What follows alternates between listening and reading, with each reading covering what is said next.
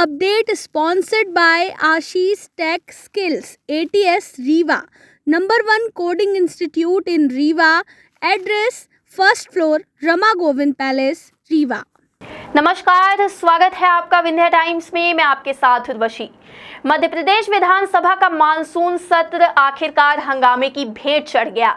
Monsoon सत्र के दूसरे दिन सदन की कार्यवाही के शुरू होते ही कांग्रेस ने सीधी पेशाब कांड और आदिवासियों पर अत्याचार को लेकर बहस करनी चाहिए। इस पर पक्ष विपक्ष के नेताओं के बीच बहस होने लगी और काफी हंगामा हुआ, जिसके बाद मानसून सत्र को अनिश्चितकालीन के लिए स्थगित कर दिया गया। मानसून सत्र 11 जुलाई से 15 जुलाई तक 5 दिन चलना था, लेकिन हंगामे के चलते इसे 2 दिन में ही खत्म करना पड़ा। मध्य प्रदेश विधानसभा के मानसून सत्र का दूसरा दिन भी जोरदार हंगामे के साथ शुरू हुआ है। सीधी पेशाब कांड के बाद कांग्रेस ने शिवराज सरकार पर आदिवासियों के अत्याचार के आरोप लगाते हुए लामबंद करने की तैयारी कर ली है। मानसून सत्र के दूसरे दिन आदिवासी विधायक फुंदेलाल मार्को ने अनोखे अंदाज में विरोध प्रदर्शन किया। कांग्रेस विधायक सिर पर गोल टोपी, खुमरी और कंबल का कोट पहनकर विधानसभा पहुंचे हैं।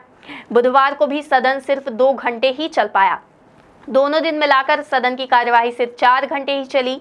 इस बीच कांग्रेसी विधायकों ने महाकाल लोक निर्माण में भ्रष्टाचार, सतपुड़ा भवन में लगी आग और सीधी पेशाब कांड व दूसरे शहरों में हुए आदिवासी अत्याचारों को लेकर चर्चा करना चाह रहे थे, जिसे लेकर सत्ता पक्ष के विधायकों और मंत्रियों से कांग्रेसी विधायकों की बहस हो गई।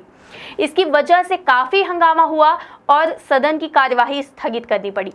पूर्व मुख्यमंत्री कमलनाथ ने कहा कि आदिवासी अत्याचार की घटनाएं हर दिन ही प्रदेश भर में सामने आ रही हैं। कल भी झाबुआ में आदिवासी महिला के साथ घटना हुई है।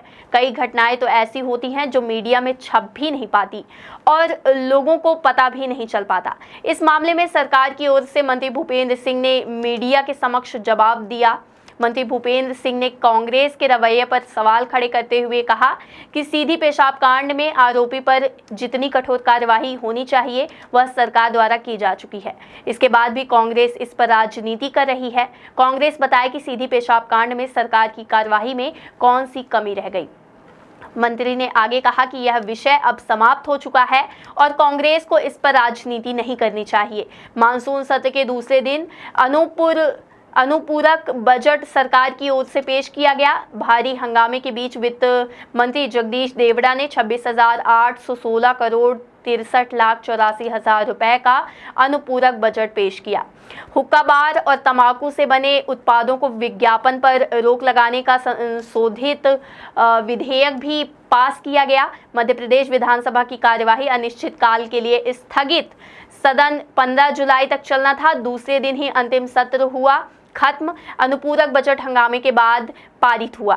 कांग्रेस ने आदिवासी उत्पीड़न पर स्थगन मांगा था, जो नहीं मिला। इसके बाद हंगामा हुआ। यह देखकर विधानसभा अध्यक्ष ने सदन को अनिश्चितकालीन समय के लिए स्थगित कर दिया। बता दें, विधानसभा के मानसून सत्र के दूसरे दिन नेता प्रतिपक्ष डॉक्टर गोविंद सिंह ने कहा कि जालिम तानाशाह सीएम शिवराज सत्र नहीं चलाने दे रहे, विपक्ष की बात नहीं सुन रहे हैं। नेता प्रतिपक्ष गोविंद सिंह ने कहा कि जब तक सरकार स्थगन लाकर आदिवासी मुद्दों पर चर्चा नहीं कराती, विपक्ष सदन की कार्यवाही नहीं चलने देगा। Update sponsored by Ashish Tech Skills, ATS Rewa, #1 coding institute in Rewa. Address first floor, Rama Govind Palace, Rewa.